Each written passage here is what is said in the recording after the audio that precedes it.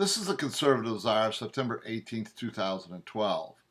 I want to continue on with the foreign policy issue and discuss Libya, and that's as a prelude. That's where this whole thing started, and the Obama-Clinton foreign policy began. The so-called Arab Spring, supported by the United States government, said before it's turned into an Arab winter, and it culminates in what is the real bad place.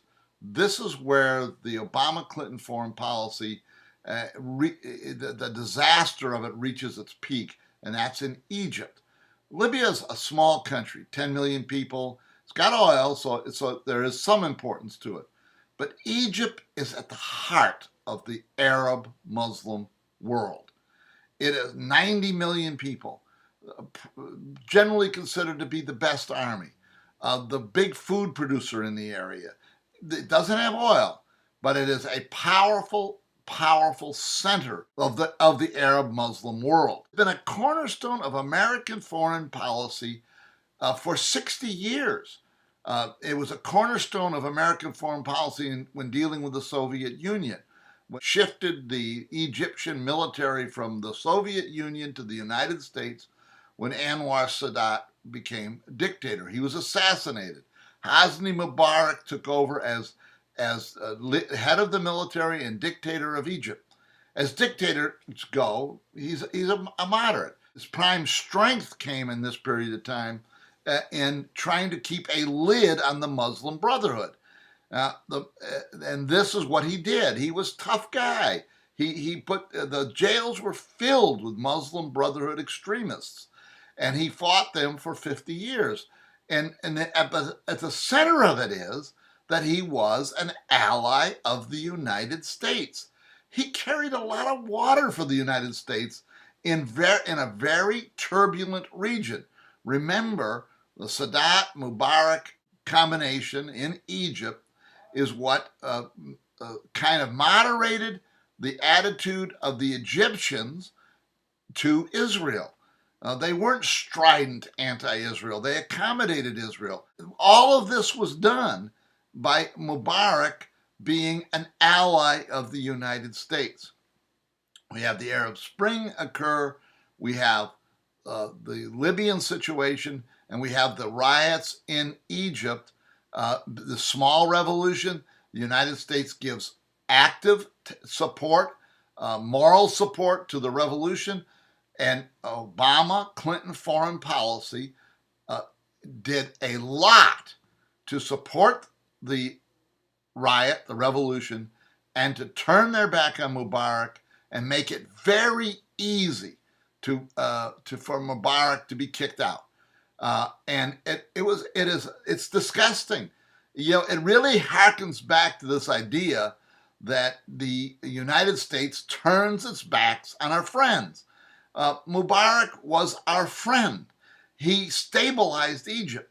And again, the principle of Libya comes in is, well, we don't really care. We don't know what's going to happen afterwards, but we just need to make the change. And that's the Obama-Clinton foreign policy. And so what we have in Egypt is the ascendancy of the Muslim Brotherhood in the most populous, the center of the Arab Muslim world that we had neutralized for 50 years, 60 years. And they have not been a threat to us. They are a threat to us today because the Muslim Brotherhood is an enemy of the United States. It is an extreme enemy of Israel. And this is where the real problem, this is where the tire hits the road here. And it is extremely dangerous problem.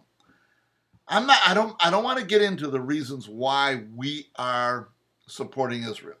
I don't want to get into that. Israel is our ally. We have commitments to Israel. With the change in power in Egypt, 90 million people, and I want you to go back to the early Arab-Israeli wars. The Israelis rolled up the Syrians. They rolled up the Jordanians. They didn't roll up the Egyptians. The Egyptians fought back and fought some decent battles, held their ground in a few areas. The Egyptian military at that time was formidable. It probably still is today. And it's slowly but surely being co-opted by the Muslim Brotherhood in Egypt.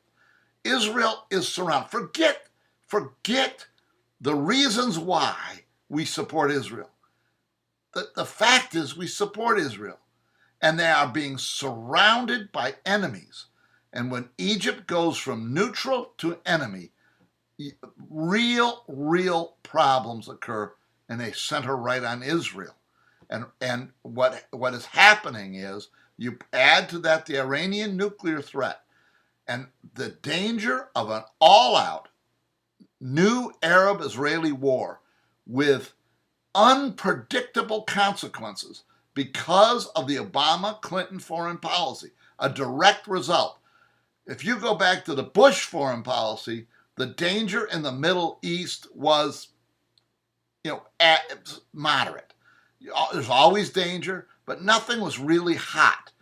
Today, the danger is enormous, and we are facing an inevitable war, a wide-scale war, with the United States involvement, with, I believe, the threat of nuclear weapons being exploded in Iran and maybe even in Israel, and a massive attack on all fronts. Israel is not going to be able to win this time, I don't believe, by itself.